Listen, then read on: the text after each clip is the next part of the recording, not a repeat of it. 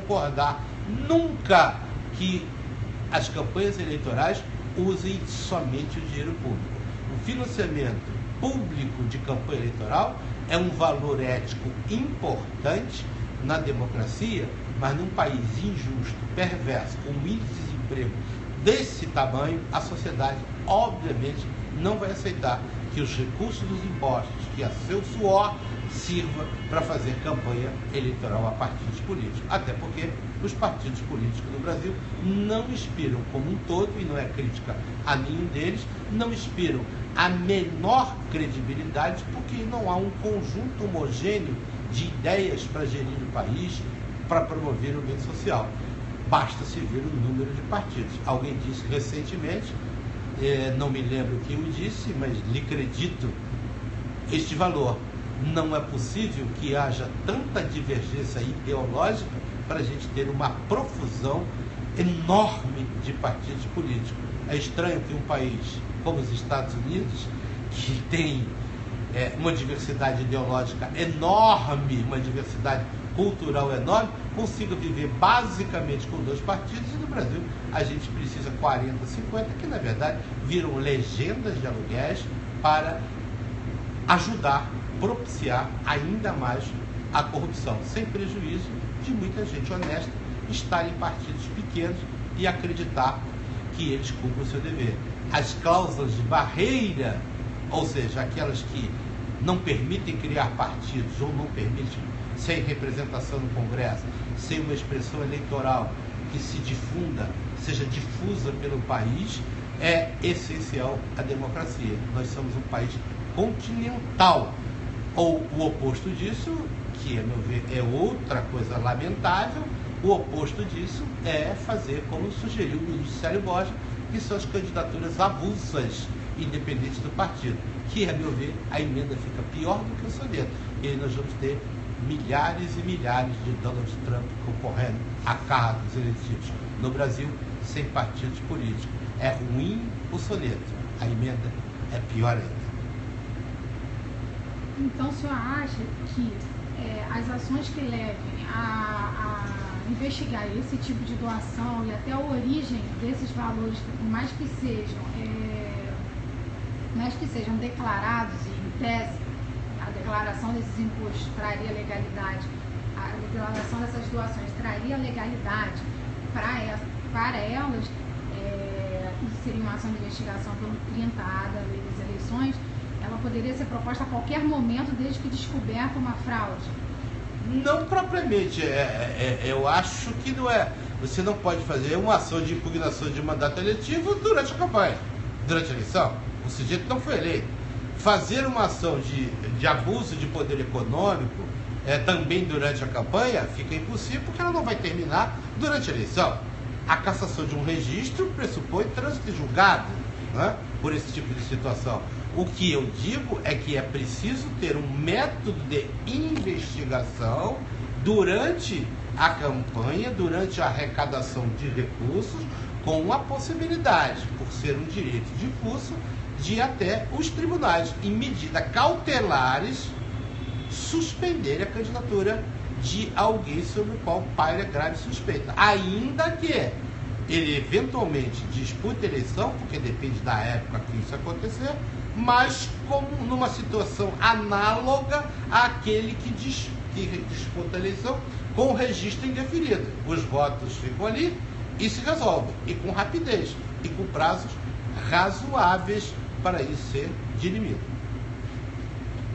Então, mas se a gente considerar a situação atual, em que houve uma delação premiada agora, depois que o processo eleitoral já se encerrou, depois que já houve uma eleição, o resultado já foi posto e já estamos em 2016, 2 anos após a eleição, você defenderia então que a partir desta delação premiada poderia ser aberta uma nova investigação judicial eleitoral? Não precisa abrir nova. No caso do presidente da República, que se reporta diretamente ao Supremo e ao TSE, já existe representação lá. E é preciso entender uma coisa: as regras que a gente usa no processo criminal, elas não podem ser tão rígidas como são no processo eleitoral. O processo eleitoral criminal evidentemente ele tem que se submeter a todos os princípios do processo criminal, contraditório, ampla defesa, etc., da maneira mais vasta, ampla possível. Agora, o processo eleitoral de impugnação de mandato, de registro, de cassação, abuso de poder econômico, etc., isso é óbvio que tem que se garantir no contraditório, mas é um contraditório que não pode ser equiparado ao outro. Não tem sentido testemunhal. Há uma gradação. O processo eleitoral, o processo político do impeachment é puramente político e, portanto, não se deve pensar em testemunhas, perícias, né? Isto é uma bobagem.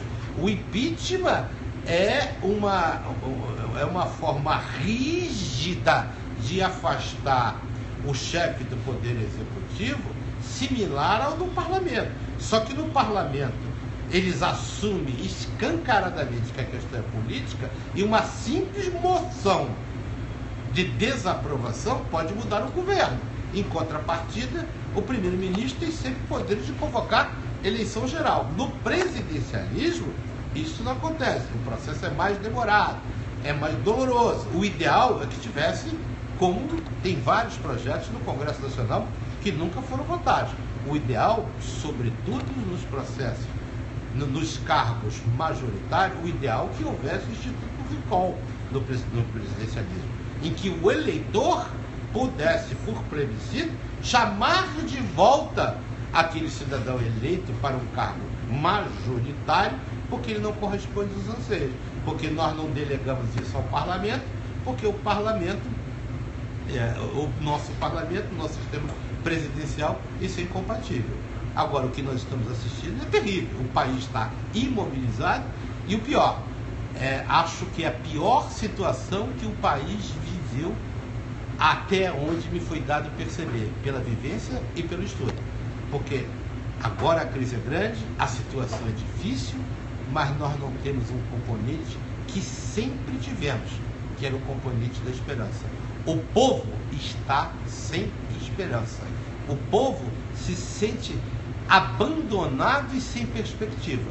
Só tem perspectiva mesmo aqueles que têm convicções ideológicas e se ligam a partidos políticos ou movimentos pró ou contra o impeachment. O cidadão comum, o desabandonado, o abandonado, o desvalido, esse cidadão está entregue à própria sorte e não vê perspectiva de diminuir o desemprego, de conseguir uma moradia, de ver os seus filhos na escola, as mães com seus filhos, crianças pequenas na creche. O país vive um momento péssimo e o pior de tudo é que nem a esperança nos restou. Nós violamos a máxima do sonho, que dizia: a esperança é a última que morre, mas parece que dessa vez a esperança morreu na frente. E o que o senhor acha, aproveitando que o senhor entrou nesse tema ali do impeachment, o que o senhor acha dessa declaração do Michel Temer, que vazou, dizem que vazou, né?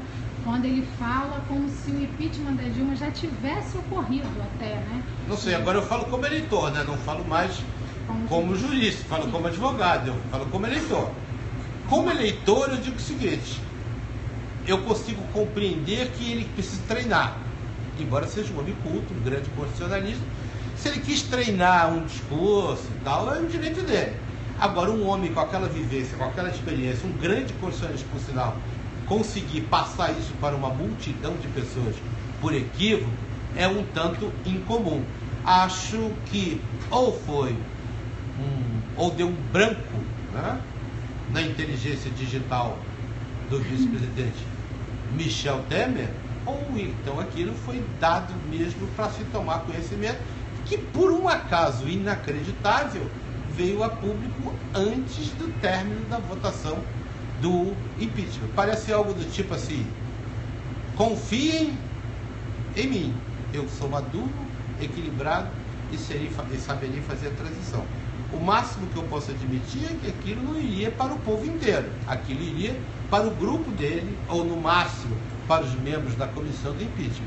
Mas de qualquer maneira isso não tem consequência nenhuma, não tergiversação, transformar isso numa coisa relevante que possa interferir nesse processo. Não passaria de uma fofoca? É uma fofoca. Fofoca ainda que fundo de verdade. Aliás, a boa fofoca tem sempre um fundo de verdade. Como diz o ditado popular, o povo aumenta, mas não inventa.